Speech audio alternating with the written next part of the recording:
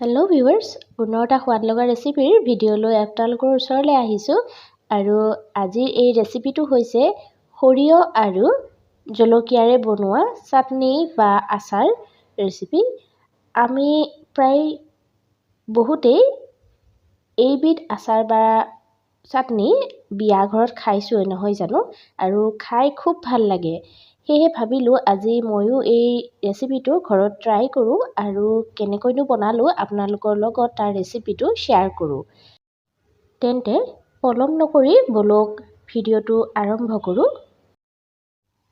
ৰেচিপিটোৰ বাবে প্ৰথমে এনেকৈ জলকীয়া কিছু কাটি ল'লোঁ।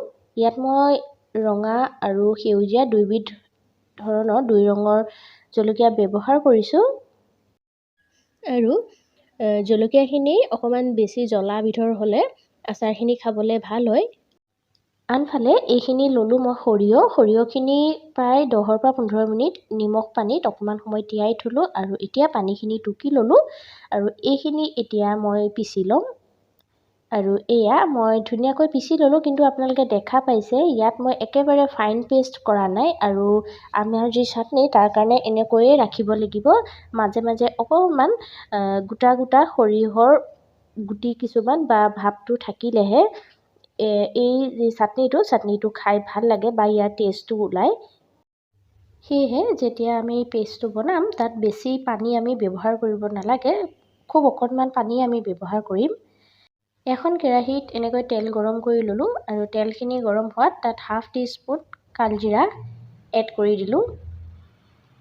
কালজিৰাখিনি ভাজ খাই গ'ল আৰু এতিয়া তাতে মই যি কাটি থৈছিলোঁ জলকীয়া সেইখিনি দি দিছোঁ আৰু এতিয়া ল' ফ্লেমত এইখিনি কিছু সময় ফ্ৰাই কৰি ল'ম। বহুত বেছি ফ্ৰাই কৰিব নালাগে।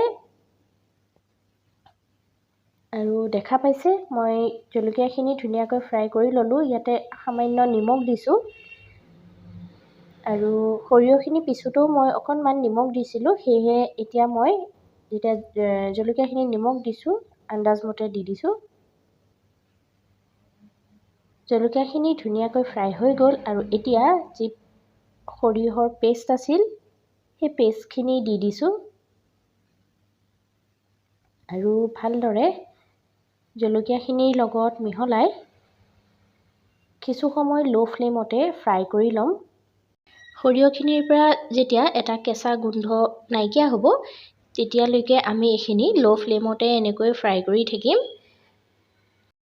কিছু সময় ফ্ৰাই কৰি ল'লোঁ আৰু ইয়াতে এতিয়া 1 টিস্পুন ভিনেগাৰ আৰু ½ টিস্পুন হালধি পাউডাৰ এড কৰিলোঁ। মই ভিনেগাৰ ইউজ কৰিছোঁ কাৰণ মই বহুত দিনলৈকে এইখিনি ষ্ট'ৰ কৰি ৰাখিব বিচাৰিছোঁ। কিন্তু আপোনালোকে যদি বনাই লগে লগে খাব বিচাৰে তেতিয়াহ'লে ভিনেগাৰৰ ঠাইত নেমু টেঙাও ব্যৱহাৰ কৰিব পাৰে। সোৱাদটো একেই হ'ব।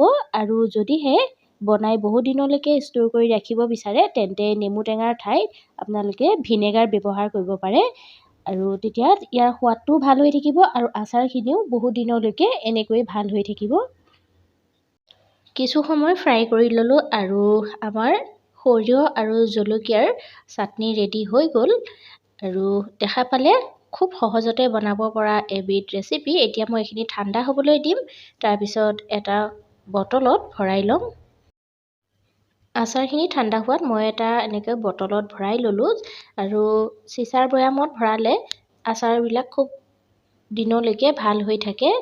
আৰু এতিয়া এইখিনিত মই তেল গৰম কৰি ৰাখিছিলোঁ, মিঠাতেল গৰম কৰি ঠাণ্ডা কৰি ল'লোঁ আৰু সেইখিনি ইয়াত ঢালি দিম। আৰু ভালদৰে এবাৰ চামুচেৰে লৰাই ল'ম আৰু এনেকৈয়ে মই ৰ'দত দি থৈ দিম। আৰু 1.5 পৰা 2 মাহলৈকে এই আচাৰবিধ একেবাৰে বেয়া নহয়।